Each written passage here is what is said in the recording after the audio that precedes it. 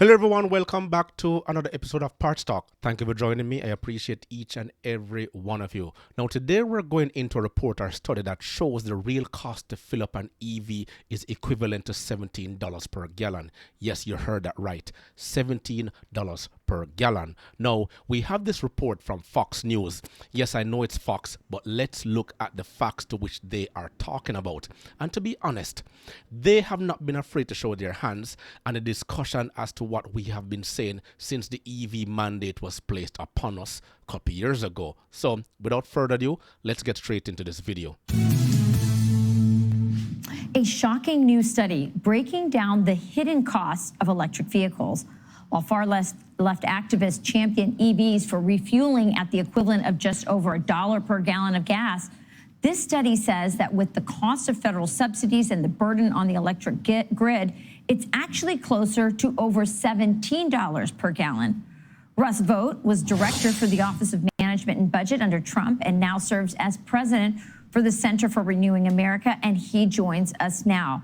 So talk to us about those hidden costs.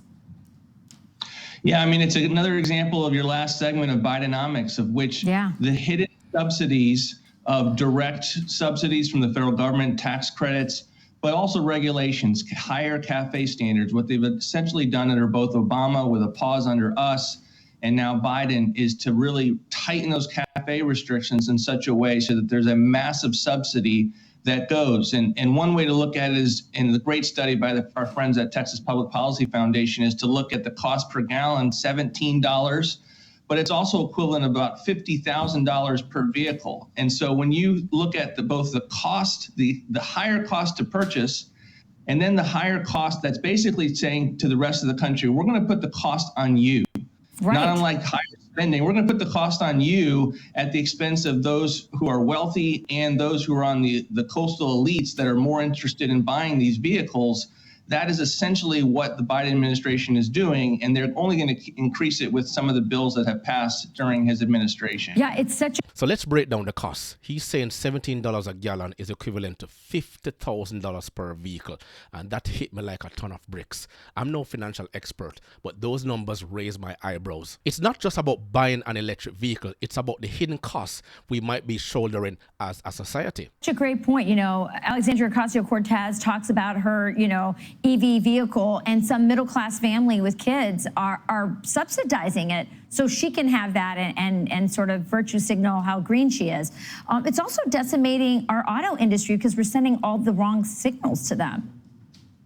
We are, and because of the CAFE standards, they have to produce electric vehicles, and these are fundamentally unprofitable vehicles. Yeah. And consumers are going to increasingly find that they are not a good deal when much of the charm of fades from them. They realize they have to replace the battery, or that the infrastructure hasn't caught up to the fact that you can't go as far, or certain charging stations aren't there, or just the fact that it's going to put a lot of strain on the electrical grid. Yeah. I mean, it's about, that study has about $11,000 in socialized cost to the electrical grid per vehicle. Think about that. When the Biden administration gets all the electrical vehicles in the market that they want, it's going to be an enormous cost. You know, you keep emphasizing on the Biden administration. It's all about the politics, but the host did a great job of steering the conversation into the societal impact, shifting the burden from the wealthy to the average citizen. And that's a powerful narrative right there. And we have to think about the implications of government policies on everyday people such as ourselves. You know, Russ, I have to believe there's some donor group that's making, or some, companies that are making a lot of money, that they're pushing this at the expense of all the rest of us. Well, I think there are obviously, some of those who have invested heavily in renewable energy, but I think the liberal elites themselves, I think, why is it that the left pushes these relationships that are so connected to China?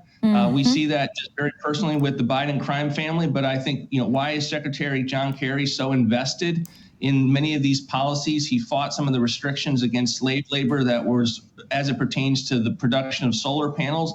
all of these green energy policies, I think we're going to wake up in 5 years that it was one big con on the American people. Absolutely. You talk about the human costs, the slave labor that's being used, little children in Africa. Absolutely, all of this is not good.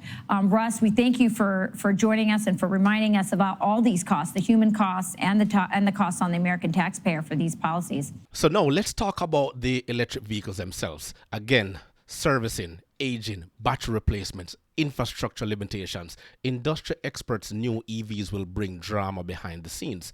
And it's not just about being environmentally friendly. There's a practical side that often get overlooked. The guests went into the motivations behind the push for electric vehicles, and the China connection was a pivotal twist. It adds a layer of complexity to the narrative, but it's all about competition, and China is way above the curve right now. China is focused as a nation. Sadly, North America has too many priorities above nation building, and even as uncomfortable as it may sound, these things has to be discussed. The human cost part may hit a lot of people, slave labor and the impact of children in Africa, and that's a harsh reality check. Now, it's not all sunshine and rainbows in the pursuit of a greener future, and I applaud the podcast for shedding light on this dark side. As a matter of fact, I covered this episode a couple months ago in an episode called What You Ought to Know About Blood Batteries. Take a slight look right here. Exactly where these raw materials are coming from. Death daily. They enter vertical tunnels. Most of them are too narrow for adults to enter. Inside, it's like a furnace. The children dig for cobalt under inhuman conditions. Sometimes they have shovels, but mostly they dig with their bare hands. They have no masks, no gloves, no work clothes, and sometimes just 20 minutes worth of oxygen. But these young children go on for hours. After digging, they crush the rocks. They wash them and carry their finds to the market to find a buyer. How much do these children make? Sometimes as little as $1. Cobalt is a multi-billion-dollar industry. It is estimated to be worth $13.63 billion by 2027, but this money never reaches the child who is spotting and extracting the metal. In poverty-stricken Congo, even $1 is worth risking one's life. Many die trying to make this money.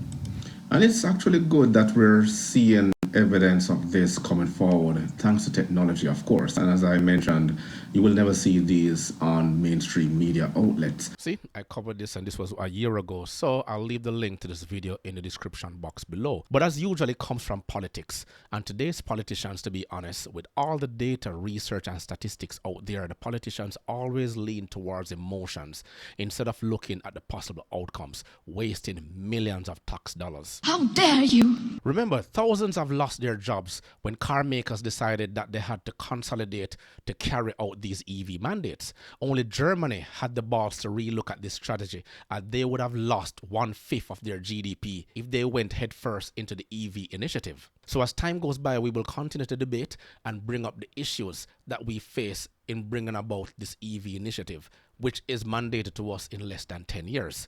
Let me know your thoughts below. Remember to grab a copy of my ebook, The Parts Manager Guide. Please smash that like button on your way out. It will only take you 1.5 seconds to do so. Until next time.